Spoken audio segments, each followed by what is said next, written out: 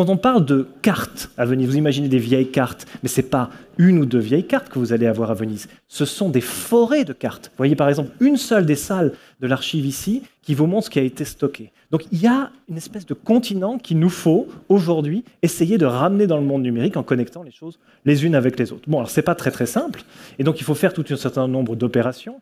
Et en particulier, ce que ça donne quand on arrive à connecter toutes ces choses les unes avec les autres, c'est que vous allez avoir ce qu'on appelle, nous, des points homologues pour naviguer dans le passé. Vous avez le modèle 3D de la ville, vous l'avez vu ici, vous avez une photo de la ville aujourd'hui. Cette photo, on peut créer un modèle 3D si on prend suffisamment de photos qui nous permet de modéliser la ville aujourd'hui, mais on peut aussi, du coup, aller dans le passé. Regardez la ville telle qu'elle était en 1740, construite sur un tableau de Canaletto. Et ça nous permet de faire un modèle en 3D de la ville en 1740. Il est toujours aligné avec notre modèle d'aujourd'hui. Il est aussi aligné, par exemple, avec un plan qui s'appelle le plan cadastral, qui nous dit qui habitait où en 1808. Ah ben très bien, je vais sur le pont du Rialto, vous l'avez ici, je regarde 9006. 9006, c'est un numéro. Ce numéro, il correspond à ce qu'arrive à lire la machine, c'est un monsieur qui s'appelle Francesco Raspi. C'est lui qui habitait, enfin qui avait plutôt cette petite boutique sur le pont. J'ai trouvé automatiquement un autre Francesco Raspi 60 ans avant. C'est probablement le grand-père. Probablement, il a la même boutique. Donc du coup, automatiquement, vous voyez, ces personnes qu'on avait complètement oubliées, eh bien, j'ai replacé ce monsieur sur le pont. Eh bien, en faisant ça, vous voyez cette espèce de grand mot croisé, ce grand sudoku, mais en le faisant sur beaucoup de documents, petit à petit, ce qu'on pensait être oublié, on est en train de le reconstituer.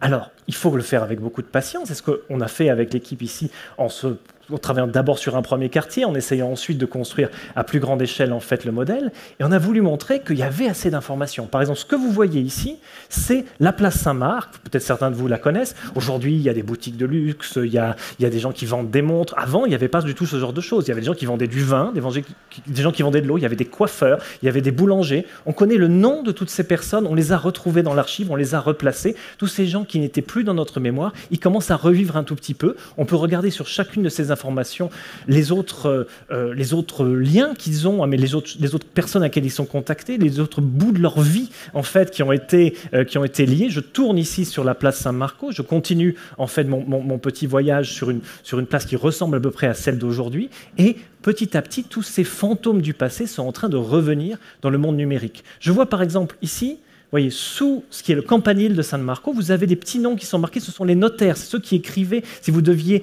gérer une opération particulière légale, vous alliez les voir. Si vous regardez bien d'ailleurs sur certains tableaux de Venise, vous trouverez des petites tentes, et on voit en fait que sous ces petites tentes, ce sont ces messieurs et ces dames qui sont ici et qui font leur travail. Donc, petit à petit, en croisant les informations, vous avez un monde qui revient. Et ça, c'est extrêmement touchant d'une certaine manière, parce que si, par exemple, on prenait chacun des enfants qui est dans cette salle et qu'on leur donnait comme disons, devoir d'aller regarder dans ces grandes archives, dans ces archives qui sont numérisées, toutes les choses qu'on sait sur une personne, ils sont un petit peu responsables de cet ancêtre. Et bien tout d'un coup, on aurait la capacité de nous connecter en fait avec ce passé et de faire revenir toute cette mémoire.